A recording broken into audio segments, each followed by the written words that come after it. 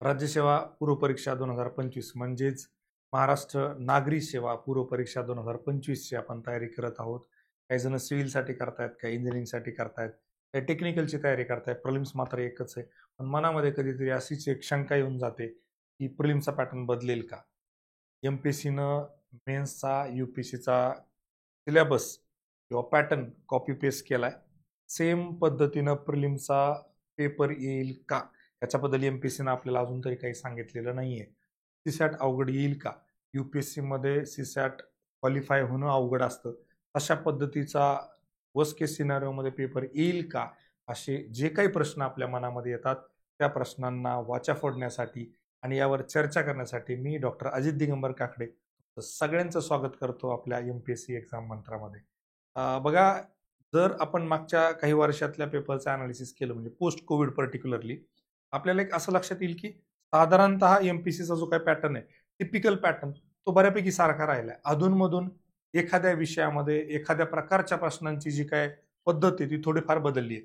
जसं 23ला जर आपण जिओग्राफी बघितलं, म्हणजे 2023चा जर आपण पेपर बघितला आणि त्याच्यामध्ये जिओग्राफीचे जर प्रश्न आपण बघितले, तर तिथे कुठेतरी आपल्याला असं वाटतं की यस, थोडा युपीएससी टाईपमध्ये. ते पण युपीएससी पॅटर्न कुठला माहितीये का?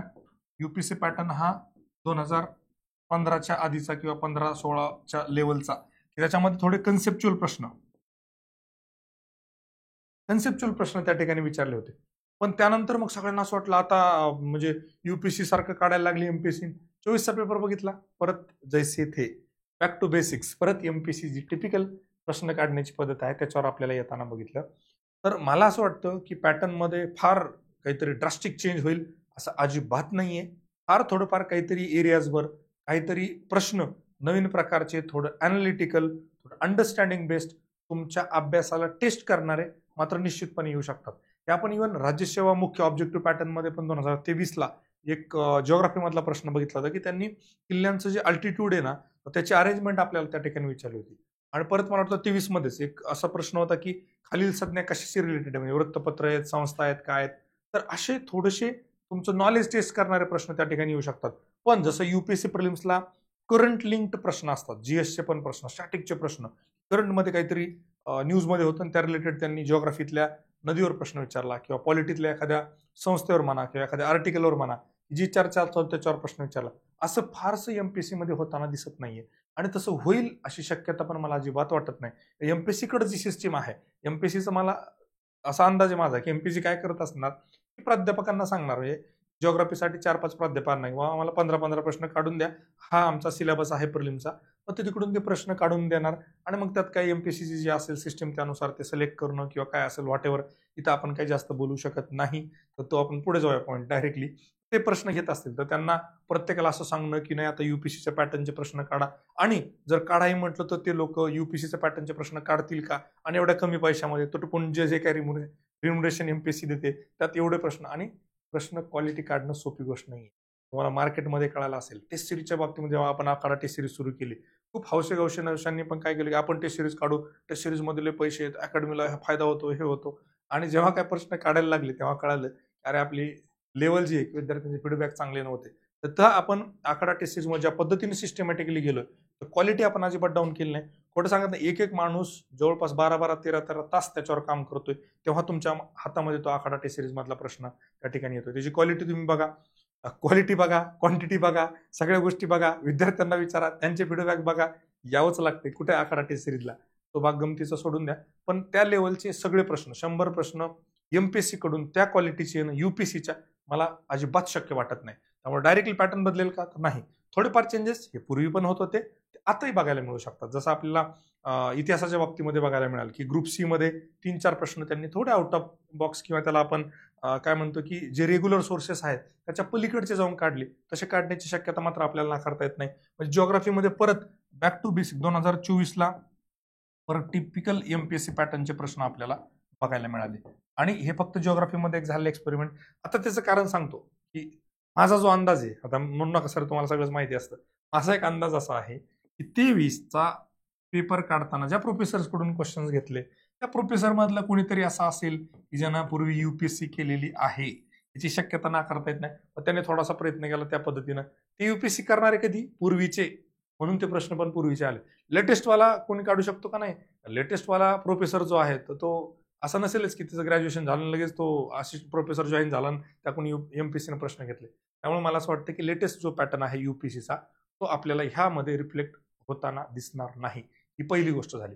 दुसरा जो महत्वाचा विषय आहे सीसॅटच्या बाबतीमध्ये 80 प्रश्न आहेत, जिथे युपीएससीला क्वालिफाईंग होणं पण म्हणजे जवळपास एक 66.66 म्हणूया आपण, हे मार्क घेणं पण आपल्याला त्या ठिकाणी अवघड होऊन बसलेलं असतं बऱ्याच वेळेला. तसं एमपीएससी मध्ये होईल का? नाही. वारंवार मी ही गोष्ट सांगितली. सगळ्यात सिंपल गोष्ट तिथे जी आहे ना, डिसिजन मेकिंगचे जे 5 प्रश्न आहेत त्याला निगेटिव्ह मार्किंग नाही आणि इथं मिनिमम 10 मार्क तुम्हाला 12.5 पैकी सहज पडतात. आपला एक युट्यूबला व्हिडिओ आहे डिसिजन मेकिंगचा, 9 मिनिटाचा व्हिडिओ. तुम्हाला 10 मार्क आरामात पडतात. खूप विद्यार्थ्यांना दरवेळेला 12.5 पडतात आणि ते खाली कमेंट करून सांगतात, सर तुमच्या व्हिडिओमुळे तेवढे मार्क पडले. तुम्ही खाली कमेंट पण जाऊन चेक करू शकता. डिसिजन मेकिंगचा एक आपला व्हिडिओ आहे, आपल्या एमपीएससी मेड सिंपल या युट्यूबच्या चॅनलवर तुम्ही बघू शकता. 10 मार्क इथं मिळतात, आपल्याला 56 मार्क तर युपीएससीच्या सीसॅटच्या पेपरमध्ये पण मिळतात. त्यामुळं युपीएससी सारखा सीसॅट अजिबातच येणार नाही, ही गोष्ट लक्षात घ्या. आणि त्यात राहिला प्रश्न कॉम्प्रेन्शनचा. कॉम्प्रेन्शनचे 50 प्रश्न आहेत सीसॅटमध्ये, 50 प्रश्न कॉम्प्रेन्शनचे, बरोबर आहे.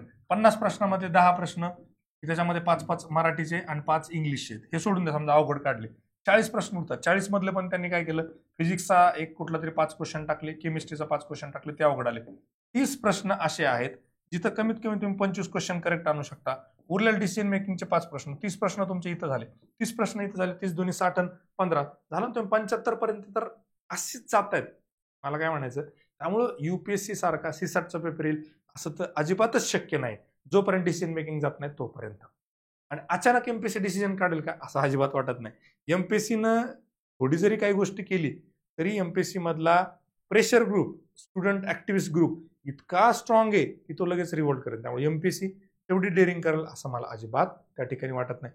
एमपीएससीला बरेचसे डिसिजन असं आपण डायरेक्टली म्हणू शकत नाही, पण आज एक अंदाज आहे, बरेचसे डिसिजन मार्केटमध्ये काय चालतं, जसं कोणीतरी एखादं गोष्ट करते की हे होणार आहे, ते होणार आहे, किंवा कोर्टात केसेस पडतात. केसेसच्या भीतीनं बऱ्याच वेळेला एमपीएससीला काही गोष्टी लवकर कराव्या लागतात का, हा पण एक प्रश्न त्या ठिकाणी आपल्या समोर उभा राहतो आणि त्याची पण शक्यता आपल्याला त्या ठिकाणी नाकारता येत नाही. त्यामुळं राहिला प्रश्न सीसॅटच्या बाबतीमध्ये, आता हे डन आहे. मला वाटतं सगळ्यांचं क्लिअर आहे की सीसॅटच्या बाबतीमध्ये अजिबात काय होणार नाही. आता राहिला प्रश्न सीसॅटची तयारी कशी करू, काय करू.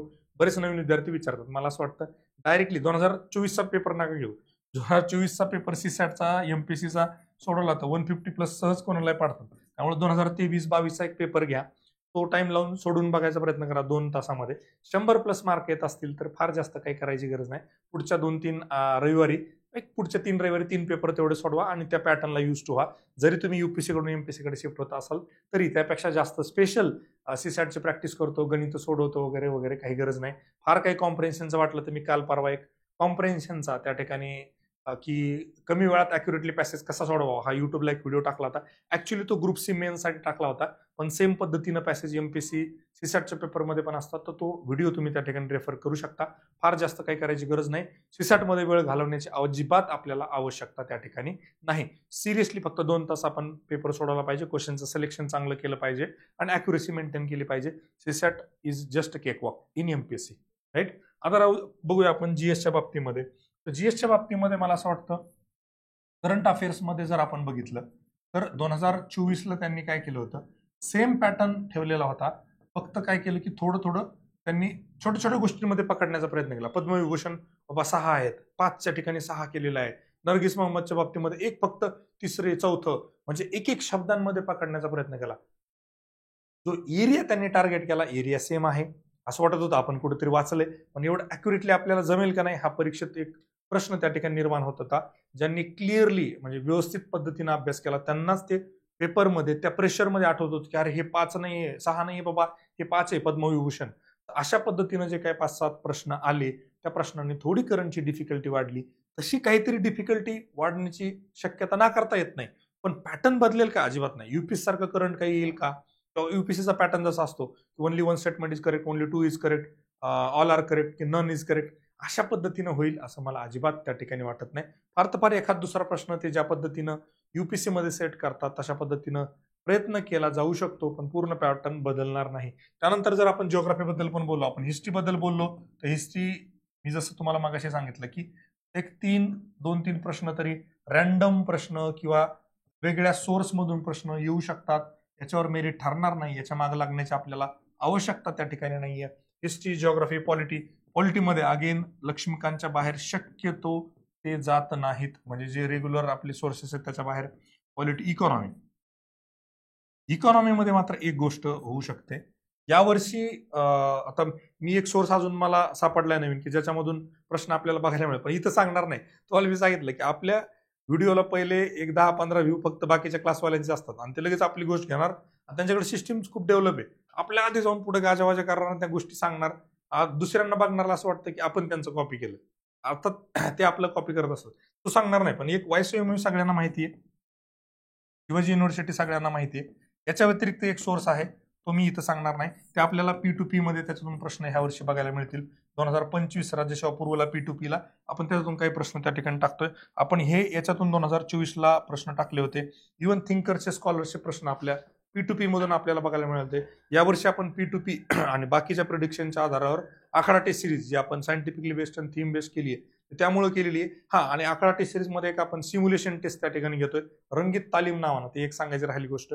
त्याच्यामध्ये आपली एक अगदी मोजक्या काही रुपयामध्ये आपण ती टेस्ट तुम्हाला शाळेमध्ये तो फील यावा तुम्हाला आयोगाचा. बरेच युपीएससी कडून एमपीएससी कडे येतात, त्यांना ते OMR शीटचं थोडं जमावं. युपीएससीला थोडं वेगळं असतं, जी माहिती फील करतो आपण एमपीएससीला वेगळी असते. त्या पद्धतीनं बसणं, त्या पद्धतीनं एक खूप जणांनी खूप दिवस झाले टेस्ट दिलेली नसते. ऑफलाईन पद्धतीनं शाळेमध्ये एक टेस्ट आपण त्या ठिकाणी कंडक्ट करणार आहे. माझं उद्या किंवा परवा याच्यावर क्लॅरिटी आली, मी ती पोस्ट टाकेल, त्यासाठी तुम्ही रजिस्टर त्या ठिकाणी करू शकता. YCMUच्या बाबतीमध्ये जे आहे किंवा शिवाजी युनिव्हर्सिटी जे आहे तर त्यातून एक तुम्हाला बघायला मिळू शकतं. इथे थोडंसं म्हणजे भरणा जो आहे इथे परत कन्सेप्च्युअल क्वेश्चनचा वाढू शकतो. फार तर फार एखाद दुसरा अप्लिकेशन बेस्ड क्वेश्चन पण त्याची शक्यता, जसं की मनी मल्टिप्लायर वर वगैरे एखादा येऊ शकतो. मनी मल्टिप्लायर त्या कन्सेप्टवर वगैरे कन्सेप्च्युअल क्वेश्चन्स वाढू शकतात. आणि दुसरं अजून थोडंसं अंडरस्टँडिंग बेस्ड क्वेश्चन ते कन्सेप्टमध्ये येऊन जाईल. परत इकॉनॉमीमध्ये अजून एक जी शक्यता येऊ शकते ती एखाद दुसरा करंट लिंक्ड प्रश्न येऊ शकतो UPSC सारखा, राईट. एखाद दुसरा, फक्त जास्त नाही. चला, पॉलिटी, हिस्ट्री, जिओग्राफी, इकॉनॉमी, अजून काय राहिले? मला वाटतं एन्व्हायरमेंटमध्ये UPSC सारखं अजिबात येणार नाही. त्यांची जी सवय असते एखाद दुसरा प्रश्न ठरलेला असतो एखाद्या डेफिनेशनवर. वर्ड टर्म कोणी कॉइन केली, हा शब्द लॅटिन आहे का काय, किंवा एन्सायक्लोपीडिया मधला आहे का कुठला आहे, त्या पद्धतीनं. एखाद दुसरा प्रश्न नॅशनल पार्क, वाईल्ड लाईफ सँक्च्युरीवरचा असतो. एखाद दुसरा प्रश्न रॅन्डम प्रश्न असतो अमेझॉन गांधी सारखा वगैरे. आणि एखादा प्रश्न असतो तुमचा पोल्युशनवर वगैरे. त्याच्यानंतर एखादा प्रश्न असतो तुमचे क्योटो प्रोटोकॉल वगैरे झाला, किंवा अजून सध्या जे काही ट्रेंडिंग मध्ये आहेत किगाली अग्रीमेंट म्हणा, किंवा अजून काय म्हणा, जे स्टॅटिक ऑर्गनायझेशन वगैरे जे आहेत, ऑर्गनायझेशन्स वगैरे, किंवा ब्रुकलँड रिपोर्ट काय वगैरे, अशा पद्धतीने एक 5 प्रश्न त्या ठिकाणी असतात. बाकी फार एन्व्हायरमेंटमध्ये पण बदल होईल असं मला त्या ठिकाणी वाटत नाही. मॅप बेस्ड क्वेश्चन, एखादा map based application based question, current link question येऊ शकतो कुठेतरी रॅन्डमली, पण त्यांना कम्प्लिटली पेपर तसा होईल असं मला तरी आत्ताच्या कंडिशनला वाटत नाही. चला, history, geography, polity, economy, environment झालं. हा, एन्सेंट मिडायवलमध्ये बाकी काही जास्त फरक पडणार नाही. ॲज युजल जसे विचारतात ते आपली बॅच जी आहे एन्व्हायरमेंट एन्सेंट मिडायवलची, मागच्या वर्षी 5 प्रश्न कव्हर झाले आणि पुढचेही 5 प्रश्न त्यातून कव्हर होईल, कारण आपण खूप कॉम्प्रिहेन्सिव्हली त्या ठिकाणी कव्हर केले. काहीच सोडलेलं नाही आपण. स्टेट बोर्ड म्हणा, किंवा लुसेंट सारखं पुस्तक म्हणा, किंवा स्टँडर्ड स्टेट बोर्डाचे पुस्तक म्हणा, किंवा UPSCला जे वापरतो आपण NCRचे स्टेट बोर्ड म्हणा, किंवा तमिळनाडूचे स्टेट बोर्ड म्हणा, सगळं मटेरियल त्यात टाकले. फक्त एवढं झाले ती बॅच थोडी कंटेंट थोडा बल्की झालेला आहे, तर तो तुम्ही कट डाऊन करू शकता त्या ठिकाणी. फार जास्त काही याच्याविषयी परत बोलण्याचं नाही. तुमच्या परत काही समस्या असतील किंवा काही अडचणी असतील तुम्ही कमेंट करून सांगू शकता. आणि पुढे कुठल्या विषयावर व्हिडिओ बनवायचा हे पण तुम्ही त्या ठिकाणी सजेस्ट करू शकता. मोस्टली आपण असं करतोच की कोणी सजेस्ट केलं तर आपण त्याच्यावर व्हिडिओ बनवतच असतो. डायरेक्टली आपण त्याला रिजेक्ट करणं किंवा त्याच्यावर काही न बोलणं असं होत नाही. त्यामुळे तुम्ही करू शकता. बाकी काही अडचण आली तर फ्री मेंटरिंगमध्ये आपण आहोतच. आणि आपलं जे ऑफिस आहे नवी पेठमध्ये विठ्ठल मंदिराजवळ चालू आहे, तिथेही तुम्ही येऊन भेटू शकता. अप्रोचच्या बॅचबद्दल, अप्रोचच्या बॅचचं काय तर अप्रोचच्या बॅचमध्ये 2400 व्हिडिओ आणि परत लेटेस्ट व्हिडिओ नवीन पद्धतीनं आपण लगेच टाकतोय. आणि इफ पॉसिबल एक कॉम्बो बॅचची डिमांड सारखी होते की बाबा सर आम्ही UPSC कडून MPSC कडे येतोय, महाराष्ट्र जिओग्राफी, महाराष्ट्र इतिहास, इकॉनॉमी मधले काही टॉपिक्स, एन्व्हायरमेंट असेल थोडंफार फॅक्च्युअल पद्धतीनं आणि एक जनरल सायन्स, याची एक बॅच करता येईल का? निश्चितपणे करतोय मी. आजच सांगितलं होतं आपलं टेलिग्राम चॅनल जे आहे MPSC एक्झाम मंत्रावर, त्याच्याबद्दल कळेल. तर ती एक कॉम्बो बॅच आपण त्या ठिकाणी करतोय आणि त्यासोबत शक्य झालं तर एक अप्रोचची बॅच पण आपण लिंक करून देऊ, जेणेकरून पोरांना सगळ्या गोष्टी एका ठिकाणी येतील. UPSC कडून MPSC करणार फक्त तेवढं जरी केलं आणि बाकी तुमचा UPSCचा अभ्यास त्या ठिकाणी ठेवला, तुम्हाला त्या ठिकाणी पुढची जी प्रिलिम्स परीक्षा आहे ती पास होण्यामध्ये मदत होईल. बाकी फार जास्त काही बोलत नाही. बी कॉन्फिडंट, बी शुअर आणि तुमचे सोर्सेसला ट्रस्ट करा. तुमचा जो काय अभ्यास आहे त्याला ट्रेस करा. मार्केटमधल्या गोष्टींवर, अफवांवर विश्वास ठेवू नका. स्वतःची सतत विवेकबुद्धी वापरा. मागच्या 3-4 वर्षातल्या पेपरचं अनालिसिस करा किंवा बाकी गोष्टींचा अंदाज घ्या आणि एक चांगल्या कॉन्फिडंटली अभ्यासाला सामोरं जा. माझंही बोलणं तुम्हाला काय वाटत असेल की डाऊटफुल आहे तर तुम्ही तेही क्रॉस चेक करू शकता, तर त्या पद्धतीनं विचार पण त्या ठिकाणी करू शकता. बाकी एवढंच सांगेल की शेवटच्या दिवसांमध्ये थोडं टेम्परामेंटवर काम करा. अशा गोष्टी होतात. टेलिग्रामला अधूनमधून एखादं पिल्लू सोडलं जातं. परीक्षा पोस्टपोन होईल का याचं एखादं पिल्लू सोडलं जातं. पॅटर्न बदलेल का एखादं पिल्लू सोडलं जातं. नवीन विद्यार्थी मोस्टली त्याला बळी पडतात. नवीन विद्यार्थ्यांनी त्याला बळी पडू नका. जुन्या विद्यार्थ्यांना सगळी गोष्टी माहिती असतात. काय कशासाठी चालतं, कोण मेंबर वाढीसाठी काय करतं, किंवा एखादं इन्स्टिट्यूट असतं भस्कनमध्येच काहीतरी एखादा मेसेज टाकून देतं, UPSC सारखा येईल, हे होईल, पोरांना घाबरून देणं किंवा काहीतरी चर्चेत राहणं, अट्रॅक्ट करणं, ह्या गोष्टींना ह्या भूलथापांना बळी पडू नका. कॉन्फिडंट राहा. पॅटर्न शक्यतो बदलणार नाही. ज्या पद्धतीनं मागच्या 4-5 वर्षात पेपर सेट केलेत, ज्या पद्धतीनं प्रश्न विचारलेत, त्याच पद्धतीनं प्रश्न विचारायची शक्यता खूप जास्त आहे. बाकी परत मी तुम्हाला तेच म्हणेल की चला पुढे जात राहू. एक पाऊल आपण यशाच्या दिशेनं टाकत राहू. Let's make MPSC preparation simple with MPSC made simple. Thank you very much and all the very best my dear friends.